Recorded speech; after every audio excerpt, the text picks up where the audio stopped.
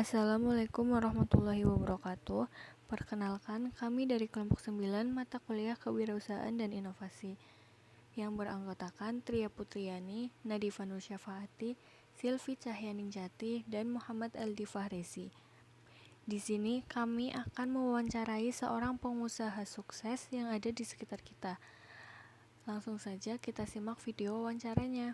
Mungkin untuk awalan monggo Masnya bisa perkenalan dulu. Perkenalkan, nama saya Muhammad Rizky, selaku yang diamanati pegang usaha di sini. Mungkin itu saja. Oke.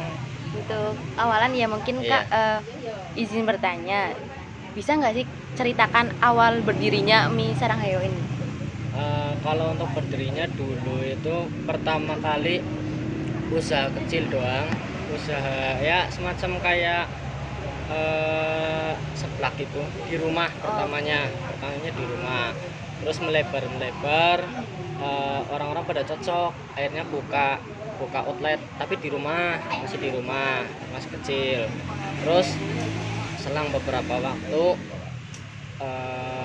saya sebelumnya belum ada di situ. Ibu saya kan jadi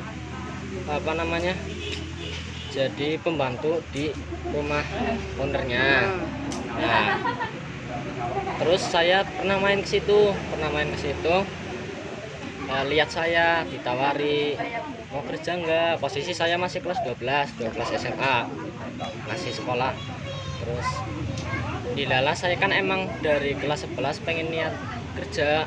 Akhirnya saya iya mas, oke. Nah, mulai itu buka usaha di pinggir jalan di Kalisantri. Kalisantri itu boleh tahu di mana? Di itu namanya apa? Ganten maring SMP Muhammadiyah. Bukan, Pentol Buto, cabang Pentol Buto. Sebelumnya iya. Alpukat Kocok. Oh iya. Nah, ya Alpukat Kocok di situ. Iya. Itu awal tahun buka di situ, Januari tanggal berapa lah kalau nggak salah. Awal tahun bertahan jalan di situ kurang lebihnya 4 bulan. Kurang lebih, iya. Itu benar-benar sendiri. Saya benar-benar sendiri. Terus selang beberapa waktu kan sempat panggil food blogger juga, rame. Nah, kita mikir nggak mungkin kita di sini terus, pasti kita butuh berkembang. Akhirnya kita cari tempat, akhirnya nemu di berarti masuk gang area depan Masjid Agung. Masuk gang. Nah, itu kita di situ bikin kayak kafe tapi dalam rumah gitu. Ada lesehan, ada tempat duduk juga. Cuman di situ bertahan 1,5 bulan. Itu kenapa Kak? Itu karena ada problem antara tempat dengan kaminya. Ada problem lah, ada masalah. Akhirnya cuma bertahan 1,5 bulan. Nah, kita cari lagi nih, dilalahnya ya kebetulannya di sini emang dari dulu kan pengen buka usaha di sini, cuman kan terkendala belum. Di sini masih pakai tempat tinggal, Akhirnya selang beberapa waktu setelah kita cari-cari di sini, ternyata udah pergi, yang ninggalin tempat ini udah pergi. Akhirnya kita kesini, alhamdulillah di ACC kita bikin usaha di sini. Tapi usaha di sini jalan baru sekitar 3 bulanan lah. 2024 sekitar 2 bulan atau 3 bulan lah jalan. Itu seperti itu kalau untuk cerita dari awalnya. Oke. Mungkin selanjutnya lagi, mengapa sih dinamakan mie pangsit Saranghayo itu awalnya gimana? Sebenarnya gini, ada artinya juga. Oke. Kalau untuk mie pangsit kan untuk nama makanannya ya. Iya.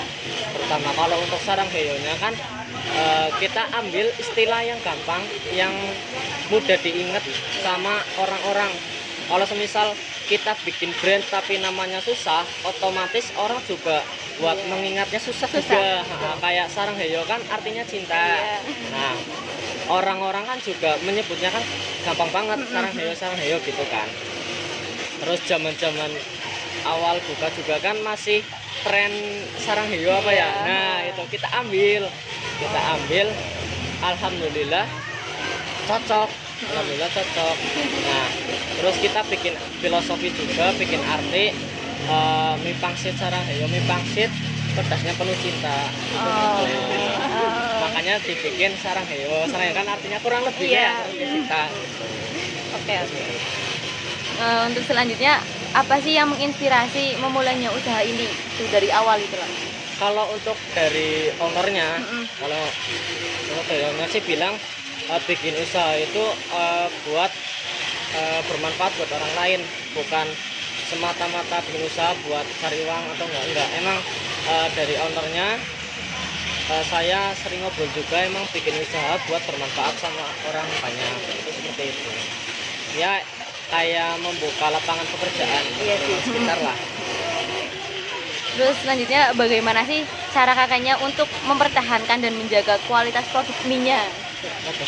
Mempertahankan ya. Iya. Kalau untuk kualitas sendiri benar-benar terjaga itu satu, sebenarnya dari berbagai apa ya namanya, berbagai apa sih ya, bukan apa namanya ya, kayak contoh di organisasi ya, bagi divisi gitu loh. Divisi bagian produk, bagian stok, bagian pemasaran itu. Kalau untuk kualitas mie-nya itu kita kan cuman di bagian produksi cuman ada 2 orang. Nah, itu termasuk sama ibu saya yang bikin bumbu-bumbu, bikin bahannya itu. Jadi emang benar-benar cuma 1 orang doang biar nggak berubah rasanya.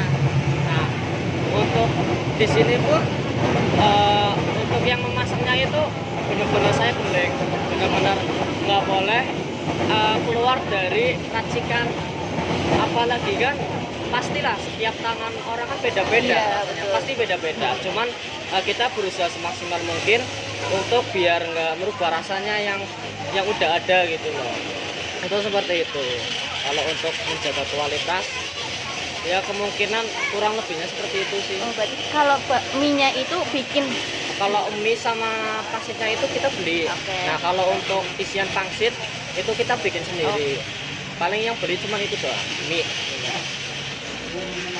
Selanjutnya bagaimana kakak mengatasi persaingan industri mie yang sangat kompetitif ini? Kan saingannya banyak banget nih. Ya. Kalau untuk saingan tersendiri ya, kalau menurut saya sama owner sih, kalau saya kan sama owner udah sering ngobrol ya. Kalau untuk saingan kita nggak terlalu fokus lihat sama saingan kita cuman fokus sama usaha kita, apa yang perlu diperbaiki kita perbaiki, apa yang perlu kita maksimalkan. Terus kita benar-benar jaga kualitas sama pelayanan terutama. Kalau semisal kualitas makanan kita enak, pelayanan kita kurang, percuma. Betul. Pasti percuma. Itu seperti itu. Berarti lebih mengedepankan kualitas sama pelayanan. Terus sehari ini kak, sebelumnya boleh nggak sih tahu seharinya berapa bisa mencapai kira-kiranya gitu? Kalau pendapatan sekarang ya, sekarang kurang lebih ya, kalau hari-hari biasa sekitar UMR lah, sekitar UMR berbes lah ya. Tapi kalau untuk hari-hari weekend, Jumat, Sabtu, Minggu itu bisa melebihi. Alhamdulillah bisa melebihi. Terutama kan hari weekend, orang pada libur, pengen main, pengen hoki gitu. Itu seperti itu. Itu sehari sih bisa menghabiskan berapa porsi? Kalau porsi kurang lebih 500 sampai 600-an porsi, kurang lebihnya. Soalnya kita bikin mie-nya aja 10 kilo. 10 kilo itu dalam 1 kilonya 20 porsi. Dikalikan 200, ya kan? Belum pangsitnya. Pangsitnya yang 1 kilo aja jadi sekitar 30 porsian atau 20 porsian kurang lebihnya ya. ya sekitar segitu, dikali aja 5, terus belum ada tambahan kita bikin lagi, terkadang kurang kan ya, tergantung hari sih, hari juga tergantung tanggal. Kalau tanggalnya tanggal muda ya kita bikin sedikit, kalau tanggalnya tua kita ya intinya menyesuaikan lah, menyesuaikan. Kita lihat juga, kita lihat tanggal, kita lihat harinya juga, itu seperti itu. Terus selanjutnya apa sih tantangan nih terbesar dalam menghadapi jalannya usaha ini? Kan posisi kan ini kan milenial ya, terus banyak banget kayak sekarang lewatnya lebih ke sosial media, itu gimana cara mengembangkannya lagi? Kalau untuk mengembangkan, yang satu pertama pemasarannya Kak. Pemasaran kita benar-benar gencar banget memanfaatkan media sosial, terutama ya di TikTok, di Instagram, terutama kan itu yang benar-benar bikin ramai, benar-benar kita pengen sesuatu biar kita bisa terkenal kan lewat situ. Nah itu terutama lewat situ juga. Terus kedua balik lagi ke pelayanan. Orang kalau beli sesuatu yang mahal, pelayanannya buruk, pasti nggak akan ke situ. Tapi kalau orang beli mahal sekalipun enak, pelayanannya ibaratnya bagus, pasti akan balik lagi. Nah di kita kan udah murah, 5.000 aja udah dapat mie. Betul. Nah ibaratnya kita makan di sini 50.000 itu udah kenyang, ditambah pelayanannya ibarat ya. Kalau untuk pribadi saya sendiri menilai ya alhamdulillah lah, pelayanannya benar-benar kita gencarin, benar-benar kita anggap pelanggan kita itu bestie kita. Nah jadi kan orang kesini itu nyaman kayak rumahnya sendiri loh gitu. Itu seperti itu. Balik lagi berarti yang pertama pemasaran, yang kedua pelayanan. Terus di era ini kakak itu jual online juga nggak? Kalau untuk jualan online paling kemungkinan kayak orang pesan minta dianterin, kita ngojolin. Kalau untuk online bikin pesanan itu enggak. Berarti bisa pesan lewat ojol gitu? Iya, pesan bisa lewat ojol atau pesan dulu pesan makanan untuk jam segini, untuk hari ini bisa. Cuman kalau untuk pesanan dalam bentuk buat bikin acara gitu, kita pesan 30 porsi bisa nggak? Kalau itu kemungkinan belum bisa, kemungkinan. Soalnya baru jalan sih ya, baru jalan 3 bulan. Jadi kita benar-benar maksimalin dulu, kita atur sistemnya dulu di sini biar kalau ini udah 100% kita baru bikin sistem lagi buat buat yang pesanan seperti itu. Siap. Terakhir nih Kak, apa sih saran kakak bagi orang yang ingin memulai usaha di bidang kuliner, khususnya di usaha mie ini? Kalau untuk bidang kuliner terutama ya, kemungkinan yang pertama pasti selalu ada cobaan, selalu ada rintangan Iya. pasti selalu ada. Nah itu gimana kita menyikapinya, itu kan masing-masing kan. Ada yang sekali kena cobaan langsung down, itu perlu bukan nggak cocok lah, begitu bisnis itu nggak cocok. Apalagi kalau usaha kuliner, yang namanya kuliner juga kan sekarang banyak contoh, semisal kayak bikin usaha makanan, nah udah viral, udah rame, rasanya itu berubah. Nah itu yang bikin mundur, yang bikin bangkrut kan seperti itu. Nah kalau di sini itu benar-benar mempertahankan gimana caranya biar rasa pelayanan itu tetap sama. Kalau semisal kita dari dulu kan kita bikin pokoknya takarannya segini, jangan sampai ada yang berubah. Nah orang-orang yang beli sama saya dulu pas waktu di pinggir jalan kesini lagi itu rasa seneng, mas rasanya nggak berubah ya, otomatis orang kesini itu kayak nostalgia. Itu seperti itu. Jadi kita bikin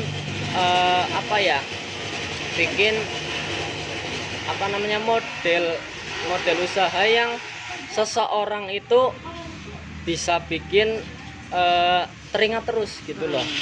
Itu seperti Pengen itu. balik lagi. Iya, masa-masa dulu itu saya tahu makan enak di sini.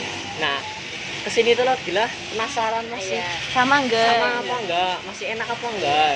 Kalau masih enak kan otomatis berarti niat nih usahanya benar-benar menjaga kualitas rasanya gitu kan, seperti itu. Oke. Lalu mungkin terakhir buat penutupan, ada nggak sih motivasi buat teman-teman mahasiswa kalau misalkan biasanya sambil kuliah nih sambil kerja gitu, motivasinya apa gitu? Kalau untuk motivasi sih sebenarnya simpel aja ya Mbak. Selagi ada jalan dijalani, terus selagi ada kesempatan dicoba terus. Yang namanya kesempatan itu banyak, yang cuman pas waktu hokinya itu Iya. kita yang nggak tahu. Kalau misal kita nyoba kesempatan terus di dalam ketemu hoki, kebetulan ketemu hokinya, ya alhamdulillah rezekinya berarti di situ. Cuman kalau misal di depan kita udah tahu ada hokinya, cuman kita lelah, kita pengen berhenti, ya percuma, Iya. nggak akan jadi cita-citanya. Itu seperti itu, kurang lebihnya ya mungkin seperti itu. Oke. Mungkin itu aja pertanyaan-pertanyaan dari kami. Semoga ini bisa bermanfaat, terus bisa memotivasi teman-teman di luar sana. Mungkin itu aja wawancara dari kami. Kurang lebihnya mohon maaf. Kami akhiri.